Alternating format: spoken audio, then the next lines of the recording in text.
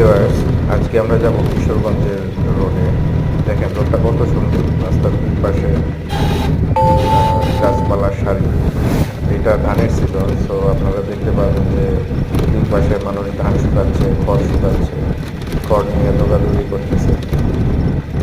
আরেকটা জিনিস খেয়াল করবেন যে তো এটা বৈশাখ মাস, তো কাঁঠালের সিজন। রাস্তার দুই পাশে কাঁঠাল গাছ, অজস্র কাঁঠাল গাছ, আর গাছে গাছে কাঁঠাল ঝুলে আছে। কেউ একটা কাঁঠালও ধরে না, কারণ সবার বাড়িতেই কাঁঠাল আছে। কি ধরুন অন্যের কাঁঠাল আছে। কিন্তু এটা যদি অন্য কোনো ডিস্ট্রিক্ট বা শহরের দিকে হতো, তাহলে মানুষ দেখবে যে কাঁঠাল নিয়ে গেছে। একটু আগে দেখলাম যে এক ভাই রাস্তার উপরে লুঙ্গি পড়তে পড়তে গেল। আসলে গ্রামের ভিতর দিয়ে রাস্তা, তো যার একজন খড়কুটো নিয়ে যাচ্ছে গরুকে খাওয়ানোর জন্য।